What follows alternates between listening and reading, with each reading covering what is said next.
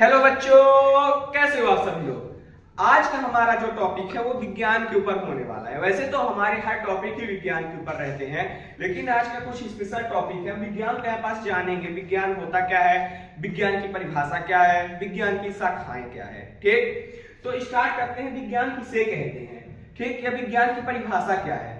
तो इसकी हम आपको परिभाषाएं कुछ बताते हैं। पहली परिभाषा है प्रयोगात्मक परीक्षणों एवं आधारभूत तथ्यों पर आधारित ज्ञान को क्या कहते हैं, विज्ञान कहते हैं। ठीक, कैसे पर प्रयोगात्मक परीक्षण, यानी जो हम प्रयोग करके पता लगाते हैं, जिनका कोई आधार है, ऐसे तथ्यों को हम विज्ञान कहते हैं। फिर दूसरी हमारी परिभाषा निकल के आती है विशिष्ट ज्ञान ही विज्ञान कहलाता है। अब यहाँ पास आया सर विशिष्ट ज्ञान कैसे, तो अगर आप विज्ञान शब्द को यहाँ पास नोटिस कर रहे हैं तो विज्ञान में दो चीजें हैं, एक वी और एक क्या है, ज्ञान। तो वी धन ज्ञान अर्थात क्या हो गया, विशिष्ट ज्ञान। क्या हुआ, विशिष्ट ज्ञान।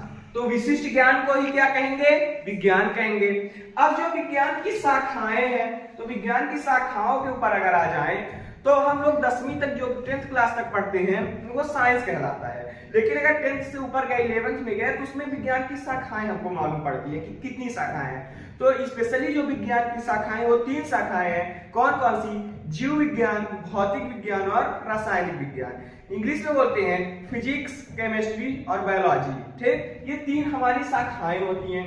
अब इन्हीं 3 शाखाओं के ऊपर ही पूरी विज्ञान आधारित है। ठीक, मैथ स्ट्रीम अलग करते हैं। अभी हम क्या पढ़ रहे हैं, फिजिक्स, केमिस्ट्री और बायोलॉजी। ठीक, 3 चीजों पे हम यहाँ पास जान रहे हैं।